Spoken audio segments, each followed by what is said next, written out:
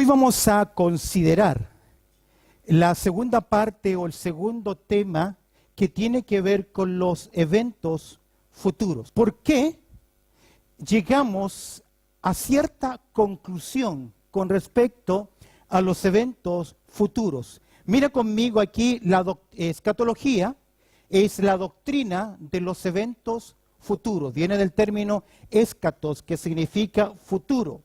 Y la palabra lego o hablar significa estudio o tratado. Hace 2 semanas atrás presentábamos un cuadro de eventos futuros. Ahí usted puede observarlo en pantalla. Creemos que el próximo acontecimiento que ha de ocurrir sobre el escenario de esta tierra es el traslado o es el rapto de la iglesia. Amén. Creemos que en algún momento, a la voz de mando, con trompeta de Dios, con voz de mando, el Señor Jesucristo descenderá del cielo y todos los creyentes, desde Pentecostés hasta ese gran acontecimiento, que han recibido a Cristo como su Salvador personal, serán raptados, serán sacados, tomados de esta tierra y quedará atrás para siempre todo dolor, todo sufrimiento, toda angustia, porque resucitaremos los que han muerto con cuerpos nuevos y los creyentes serán transformados y en un acto soberano y milagroso de Dios nos reuniremos en el cielo con nuestro Señor Jesucristo. Amén. Queridos, amamos a Cristo, aunque aún no lo podemos ver físicamente, pero llegará ese momento, llegará ese día. El himnólogo dice, yo solo espero ese día. ¿Cuándo? Cristo volverá. Cantábamos que un día los hermanos estaremos en presencia de nuestro Señor Jesucristo. Ahora, tenemos este esquema. Luego del tiempo del traslado de la iglesia, no sé cuánto tiempo después, personalmente creo que van a pasar años hasta que venga sobre esta tierra el tiempo de la tribulación. Un tiempo que Jesús lo describió de esta forma, cual nunca ha habido en esta tierra. Déjame decirte que en estos 6.000 años de historia conocida, el hombre ha sufrido. Sabes que los historiadores y sociólogos dicen lo siguiente: en 6.000 años de historia conocida, solo 25 años de ellos el hombre ha tenido paz. El resto del tiempo han habido conflictos, sean civiles, sean guerras, sean dominios, imposiciones. No ha tenido paz el hombre. Dios en Romanos dice que y no conocieron camino de paz. Pero lo que viene sobre esta tierra será una tremenda destrucción y juicio, de lo cual creemos que el Señor Jesucristo nos sacará antes que comience la última semana de Daniel. El tiempo de tribulación y tiempo de gran tribulación, tiempo de tanto dolor y sufrimiento que Jesús lo resume en Mateo 24 y 25. Posteriormente, al final del tiempo de la tribulación, porque la tribulación tiene como propósito preparar a la nación de Israel. ¿Prepararla para qué? Para que un remanente, un grupo de la nación de Israel, levante sus brazos cuando el Señor Jesucristo venga a esta tierra y la nación de Israel diga, bendito el que viene en el nombre del Señor, tendrá que venir a esta tierra. Es por eso que Satanás persigue al pueblo de Dios terrenal, que son la nación de Israel. ¿Sabes por qué? Satanás, que conoce la profecía, sabe que si no hay un reino, no puede haber un rey.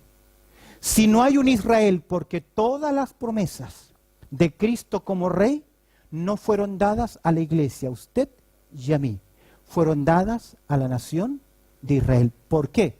Porque Jesucristo es el rey, es el Mesías, es el Señor de Israel. Ahora, la pregunta es, ¿por qué llegamos a esta conclusión a este calendario.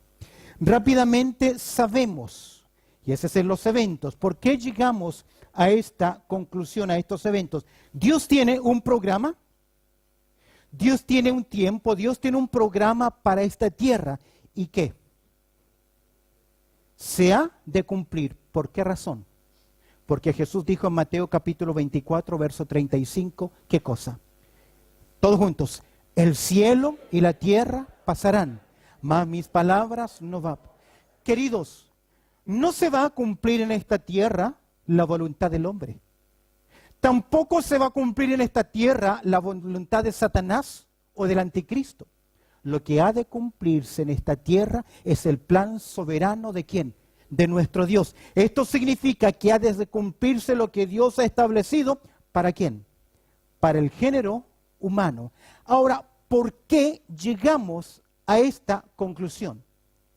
Y permíteme mostrarte rápidamente, en primer lugar, por qué llegamos a esta conclusión. Primero, quiero que observes conmigo que la Biblia presenta a seres racionales que Dios ha creado. Los seres racionales en la Biblia, en primer lugar, es interesante ver que en la Biblia encontramos 4 seres racionales que Dios ha creado. Presta atención a esto. Es doctrina básica y fundamental. Si tú comprendes que hay 4 grupos de seres racionales que Dios ha creado en la Biblia, y que a cada uno de estos 4 grupos de seres racionales, Dios ha establecido un propósito específico. ¿Qué significa eso? Que la designación o el plan que Dios trazó hacia una de sus criaturas no se la entrega luego a la siguiente. ¿Cuáles son los 4 seres racionales que Dios ha creado? En primer lugar son los ángeles. En segundo lugar, a estudiar la Biblia son los gentiles. En tercer lugar, la nación de Israel, los judíos. Y en cuarto lugar, los cristianos. Presta atención. Toda la Biblia nos da los propósitos específicos para los ángeles, para el mundo gentil, para la nación de Israel y también para ¿quién? La iglesia o los creyentes. Ahora, usted, ¿a cuál de estos 4 grupos de seres racionales pertenece? A mí mi madre me decía que yo era su querubín.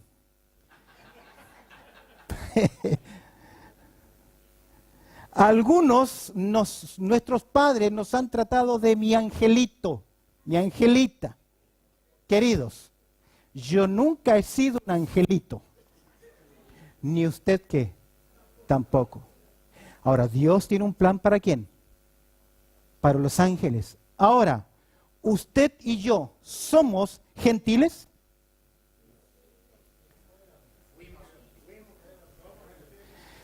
Yo creo que usted sigue siendo ¿qué? Gentil. Si no es judío, es un gentil. Todos somos ¿qué? Y no me refiero al acto de gentileza, sino que me refiero que no pertenecemos a la nación de Israel, salvo que aquí haya un judío. ¿Hay aquí algún judío? ¿Algún descendiente de la Tierra Santa? ¿No? No hay. Nadie que venga de la descendencia de Abraham, no lo hay. Por lo tanto, todos somos ¿qué? Gentiles. Pero si usted, siendo judío o siendo gentil, ha recibido a Cristo como su Salvador personal, usted ahora pertenece ¿a qué? A la iglesia. Ok, levante su mano todos los que son de la iglesia. Amén. ¿De la iglesia cuál? El Señor. Pero pertenecemos ¿a qué? A la iglesia del Señor Jesucristo. Y presta atención. ¿Por qué llegamos a un calendario profético de esta forma? Porque entendemos que la Biblia habla acerca de los ángeles, la Biblia habla acerca de los gentiles, la Biblia habla acerca de la nación de Israel y habla acerca de la iglesia. Y escúcheme bien, ya cada uno de estos seres racionales, Dios estableció ¿qué? Un plan, un propósito específico. Déjame volar contigo en primer lugar. Veamos a los ángeles. ¿Qué sabemos acerca de los ángeles? Son seres espirituales creados como ángeles en diferentes ¿qué? Rangos.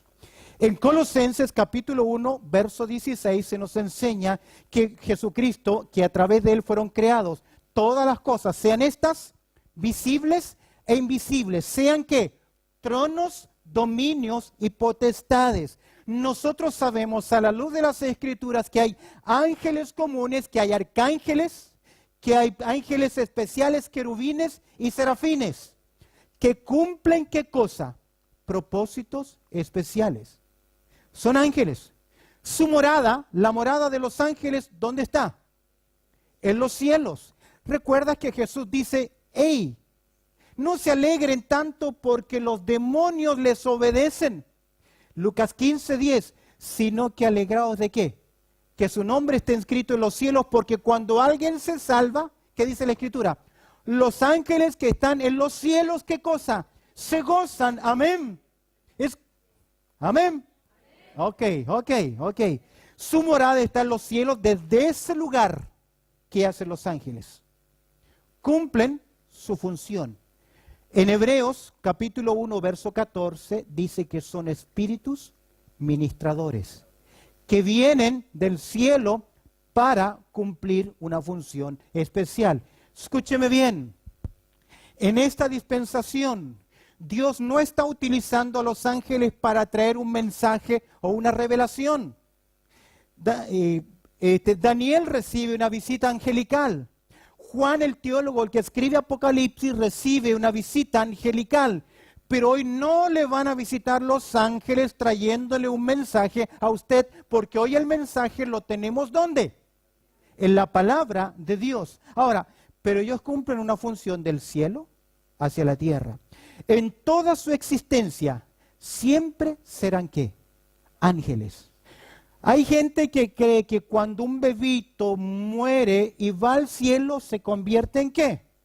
En ángel. No es cierto. No lo enseña ninguna parte de las Escrituras.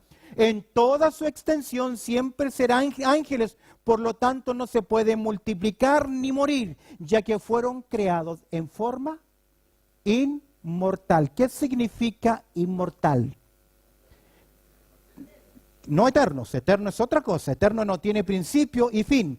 Inmortal significa que tiene un principio, pero no tiene un fin. Ahora, en el tiempo futuro, tras el traslado de la iglesia, tendrán una participación en el devenir de la historia de los hombres. Serán responsables de juicios, tocarán trompetas. Aún la Escritura dice que se abre el abismo y salen demonios de aquel lugar. El mundo angelical en el tiempo de la tribulación tendrá mucha participación. Pero ese es el plan que Dios tiene ¿con quién? Con los ángeles. ¿Estamos claros? Amén. Segundo, gentiles. ¿Quiénes son los gentiles? Ya lo hemos dicho. Desde su descendencia comienza ¿con quién? ¿Quién fue el primer gentil? Adán. Ojo, Abraham era también ¿qué? Gentil. Con el llamado, con la promesa que Dios le hace, Abraham,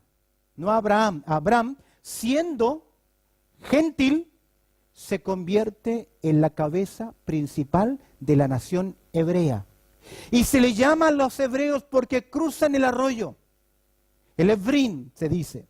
Ahora, su descendencia, la de los gentiles, comenzó con Adán hasta Cristo, hasta nuestro Señor Jesucristo. Y abre tu Biblia, por favor, en Efesios capítulo 2. Efesios capítulo 2. Estaban bajo 5 acusaciones, todos los gentiles. Efesios capítulo 2. Efesios capítulo 2, versículo 12. Observa conmigo las acusaciones que ellos tenían. ¿Qué es lo que, bajo qué ellos no estaban? ¿Lo tienes? Capítulo 2, versículo 12. Dice Pablo: En aquel tiempo, mira los gentiles, ¿en qué estaban? Primero, sin Cristo. Segundo, alejados de la ciudadanía de Israel. Tercero, ajenos a los pactos de la promesa. ¿Qué más? Cuarto, sin esperanza en el mundo. Y quinto, sin Dios. 5 acusaciones. ¿Tenían quiénes? Todos los gentiles, desde Adán hasta quién? Hasta la persona de Cristo Jesús. Ahora, ¿por qué hasta la persona de Cristo Jesús? Porque la puerta se abrió a los gentiles, ¿con qué cosa? Con la muerte, resurrección y la ascensión de Cristo y el descenso ¿de quién? Del Espíritu Santo. ¿Por qué? Porque hoy Dios está llamando de entre todos los gentiles, de entre todos los millones de habitantes de esta tierra, independientemente su etnia, su grupo, Dios los está llamando del mundo entero para que hoy formen ¿qué cosa? La iglesia del Señor Jesucristo. Pregunta: ¿cuántos de ustedes se convirtieron a Cristo acá en Australia? Levante su mano. Casi mitad de la audiencia. ¿Nunca escucharon el Evangelio en sus países? Algunos sí. En el tiempo en que ustedes vinieron, hubieron buenos evangelistas. No estamos de acuerdo con mucho de lo que ellos hicieron después, pero predicaban el Evangelio. Pero el Señor los llamó ¿a dónde? Acá, en Australia. Amén. Gloria al Señor por eso.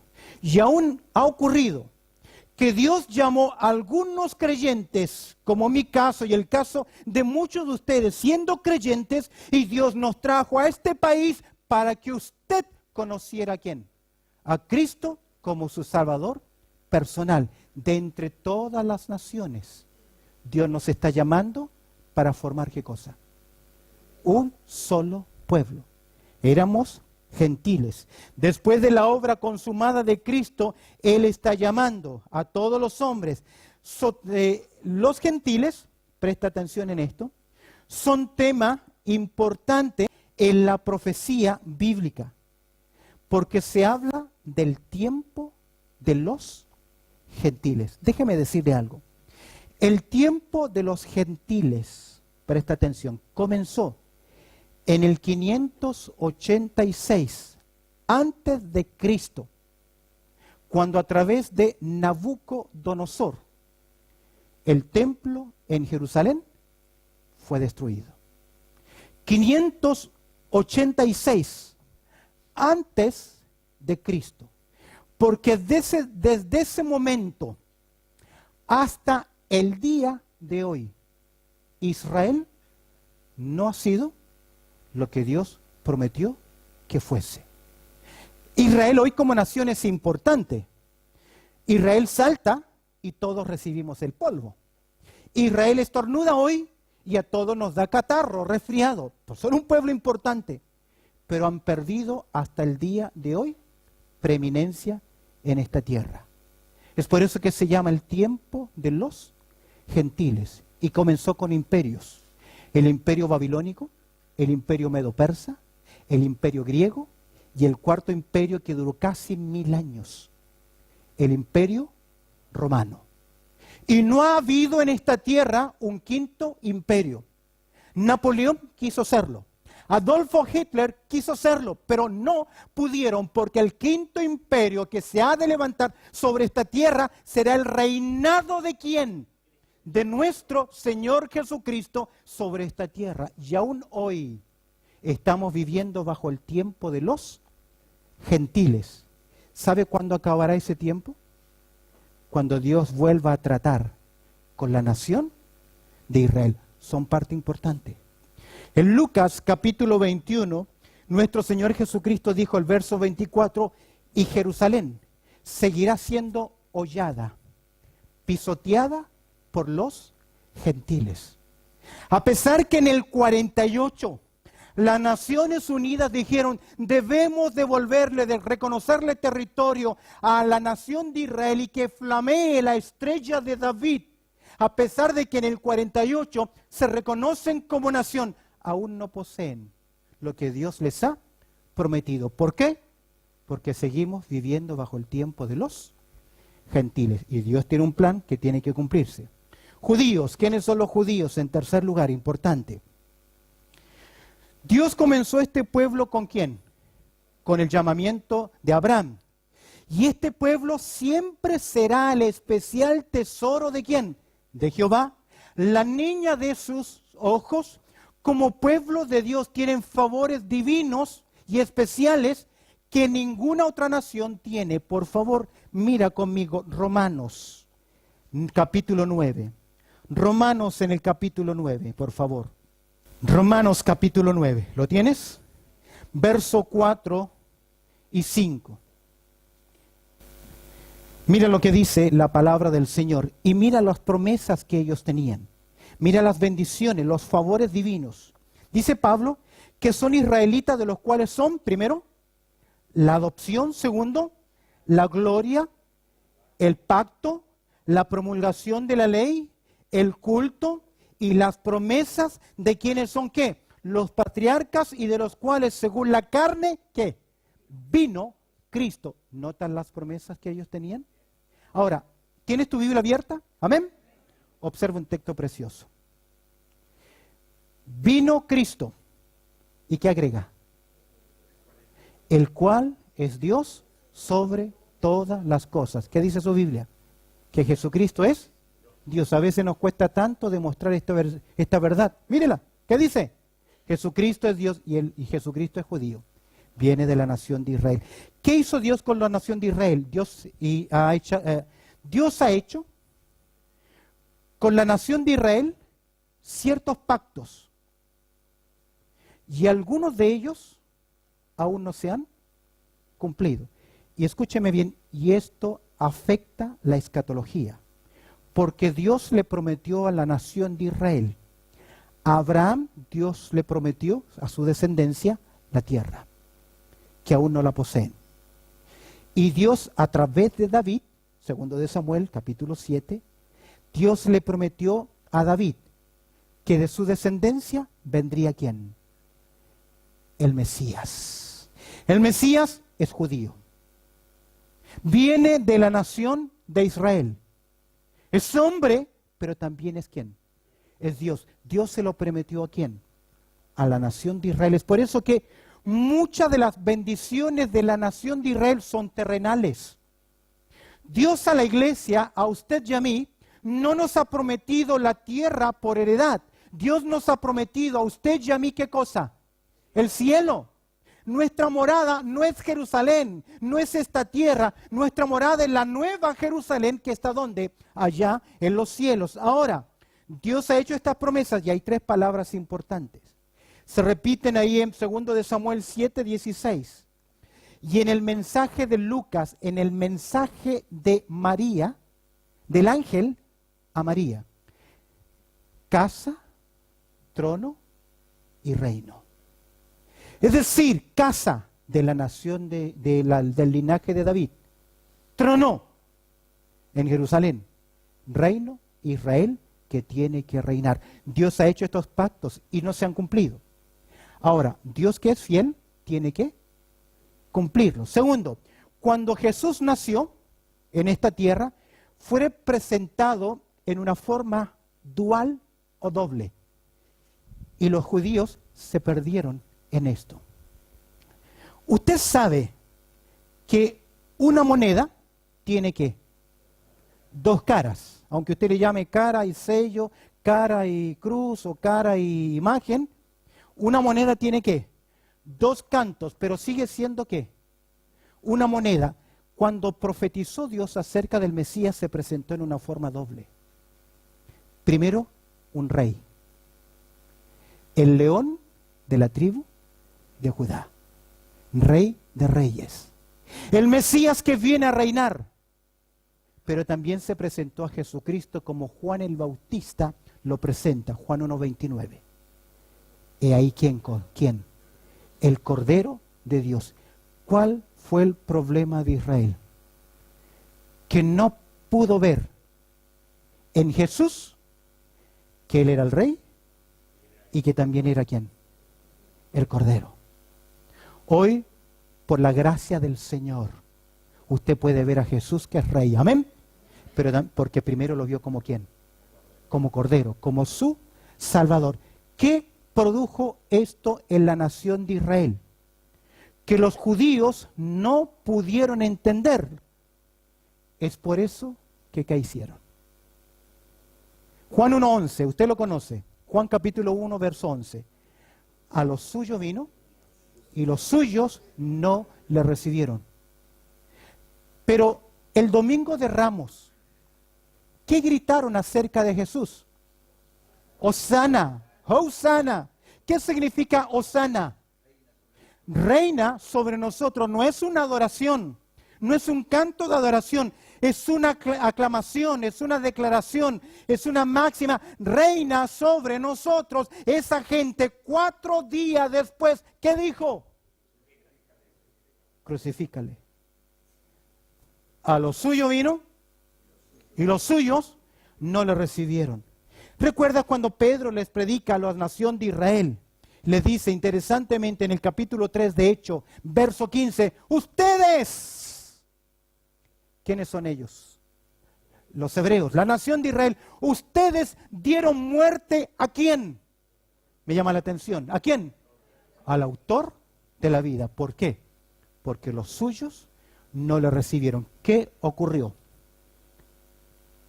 Que ese reino que fue profetizado a la nación de Israel, que ese reino que fue presentado, ¿sabes quién presentó el reino? Juan el Bautista. Bautizando en el río Jordán. Juan llamó a la nación de Israel y les dijo, arrepentíos y convertíos, porque el reino de los cielos en medio de vosotros está. No solamente fue Juan, los 70, los discípulos, el propio Cristo. Jesús dijo, si yo por el Espíritu echo fuera los demonios, sabéis que el reino de los cielos en medio de vosotros está. Pero ¿qué pasó con la nación de Israel? A través de sus líderes religiosos, porque Jesucristo tenía que reinar, pero no pudo reinar, porque cada vez que Jesús hizo un milagro, ¿qué dijeron los líderes?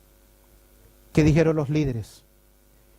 Tú haces milagros no por el poder de Dios, sino por el poder de ¿quién? De Belcebú. Pregunta, ¿qué decía la profecía con respecto al Mesías? Capítulo 61, que él haría milagros. Cuando Juan el Bautista está en la cárcel, Mateo capítulo 11, privado de su libertad, manda a sus discípulos Juan a preguntar a Jesús, ¿qué cosa? ¿Eres tú el que ha de venir? Momentito. Juan ¿no había dicho? ¿Él es el rey? ¿Lo había dicho o no? Sí. No dijo, Él es el Mesías. No dijo, Él os bautizará con Espíritu Santo, bendición y fuego, juicio. ¿No fue Juan? ¿Qué pasó ahora? ¿Qué pasó ahora? ¿Qué le manda a decir Jesús? Come on, mate. ¿No me presentaste? ¿Qué pasa contigo, Juan? ¿No somos primos? ¿No me conoces? ¿Tú no dijiste no eres digno de desatar o calzar mi calzado? ¿No me preparaste a mí, a la nación de Israel? Es necesario que Él crezca y que yo ¿qué? ¿Y ahora qué? ¿No crees en mí? El Señor pudo haberle dicho, ¿qué pasó, Juan? Pero ¿qué le dijo Jesús? Id y haced saber. ¿Qué cosa?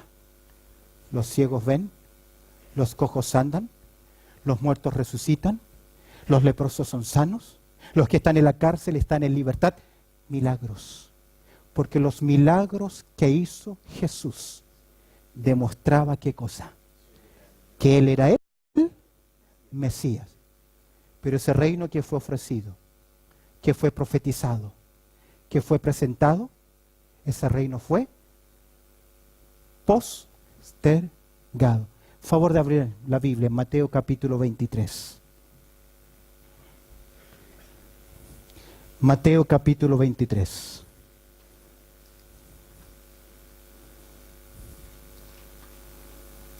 Texto fundamental y clave.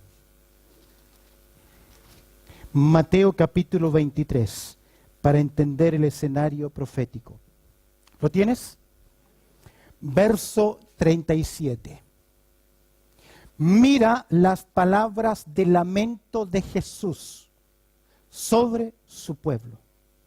Y a veces yo me pregunto, ¿no serán esas mismas palabras de Jesús de lamento por la iglesia?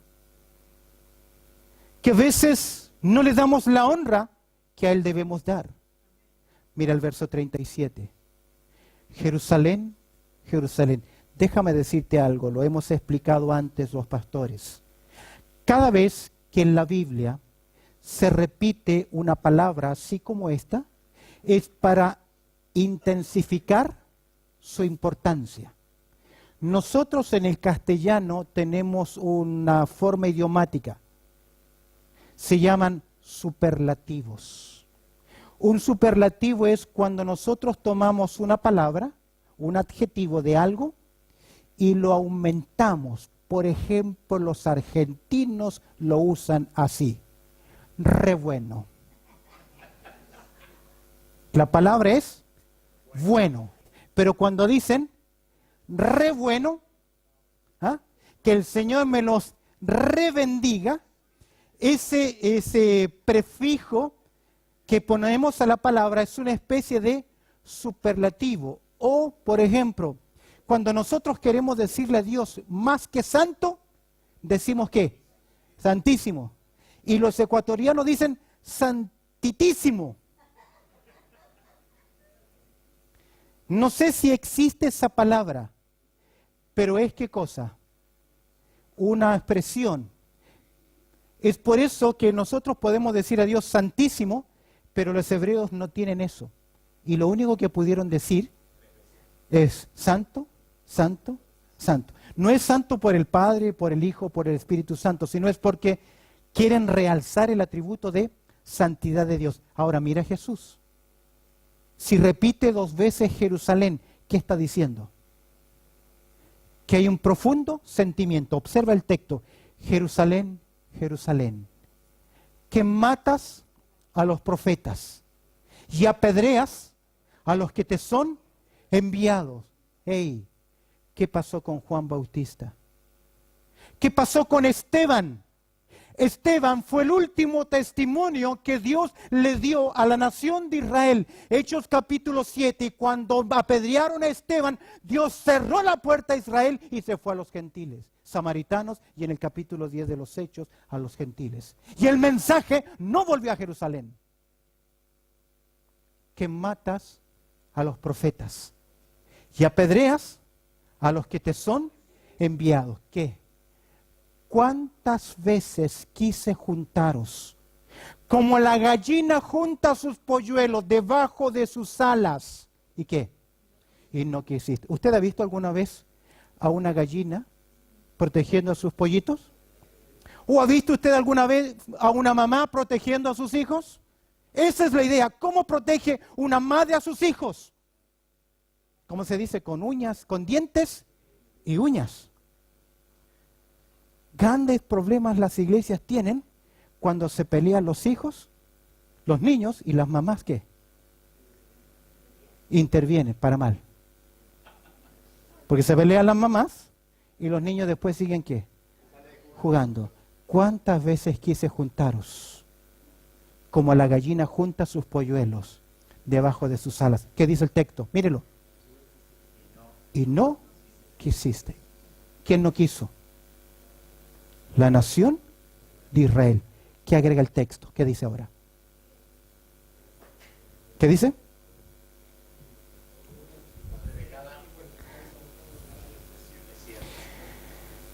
He aquí, sentencia. ¿Qué cosa? Vuestra casa. ¿Qué casa? ¿Qué casa? La nación de Israel. Ya se me fue el tiempo, pero escúcheme bien.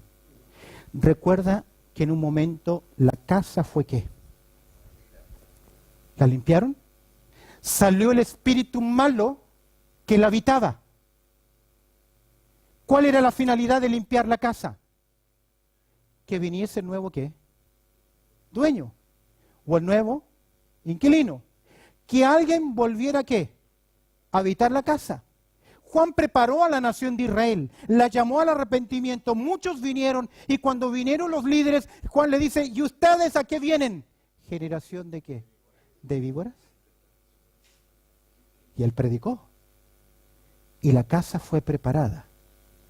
Pero como lo suyo vino, ¿y qué más?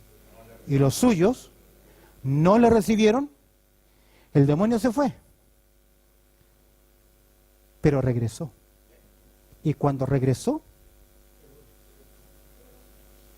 ¿qué pasó? ¿Vino qué? Acompañado. Grafica la condición de Israel. Porque su postrer estado vino a ser ¿qué? Peor que el primero. Ciegos. Para que viendo, no vean, oyendo, no oigan. A lo suyo vino. He aquí, vuestra casa os es dejada desierta. ¿Sabes qué significa? Que el Mesías, que tenía que sentarse en la casa, el trono y el reino de David, ¿qué? Se fue. No ocurrió. Vuestra casa os es dejada desierta. Pregunta, mira el texto, ¿para siempre? Mira el texto, ¿para siempre? El griego dice entaque, que es una especie de prefijo de tiempo. No será para siempre. ¿Será hasta cuándo? Hasta que digáis quién es. No, quién es. La nación de Israel. Profecía para Israel. El rey se fue. Hechos capítulo 1, verso 11. Varones Galileos, ¿qué estáis mirando? Ese mismo Cristo que habéis visto ir al cielo, ¿qué? Así volverá. ¿A dónde? Porque escúcheme bien. Dios es fiel y tiene que cumplir su promesa. Y un día el Rey de Reyes vendrá a esta tierra y pondrá su pie sobre el monte de los olivos. Y cuando Él venga, un remanente, un pequeño grupo de la nación de Israel tendrán que decir todos juntos el texto: bendito el que viene en el nombre del Señor, y opóngase quien se oponga. El Señor va a venir a esta tierra. ¿Por qué? ¿Por qué? Porque Dios le hizo promesas a la nación de Israel. Pero escúcheme bien. Y tengo que terminar. Esas promesas no se las hizo a la iglesia. Esas promesas se las hizo a Israel. Cuando usted lee Mateo capítulo 24 y 25, tiene que ver a Israel en el momento que Él venga a esta tierra. Pero a la iglesia, a usted y a mí, el Señor nos ha hecho promesas diferentes. ¿Por qué creemos en lo que creemos? Porque hay 4 grupos de seres racionales a los cuales Dios ha hecho promesas específicas. Lamentablemente tengo que detenerme aquí. Ahora descansa. Incline su rostro, por favor, y demos gracias al Señor. Porque Dios es fiel y cumple. Próxima semana terminamos el por qué creemos lo que creemos acerca de la escatología. Oramos al Señor. Bendito Padre Celestial, te agradecemos por tu amor y tu cuidado. Te pido, Señor, que la explicación que hoy hemos dado acerca de los seres racionales, de los propósitos que tú tienes, haya sido clara para poder entender que hay un plan y hay un propósito. Tú eres soberano. Tú determinas en los tiempos, las ocasiones, las sazones. Están en tu sola voluntad. Y te damos gracias que a pesar de que nosotros no éramos nada, tú nos alcanzaste por tu gracia, porque ahora somos pueblo tuyo. real sacerdocio, nación santa, pueblo adquirido por Dios, para anunciar las virtudes de aquel que nos llamó a su luz admirable. Y sabemos que un día, al final de la trompeta, porque se tocará la trompeta, los muertos en Cristo resucitarán primero y nosotros seremos transformados y nos reuniremos con nuestro amante Salvador. Te damos gracias, Señor, por estas promesas, pero te pido, Señor, que nos ayudes a comprender estas verdades para que seamos un pueblo, como dice tu palabra, celoso de buenas obras. Añade tu bendición, danos tu paz, Señor, de regreso a nuestros hogares, pues oramos dándote muchas gracias a través del precioso nombre de Cristo Jesús. Amén y amén.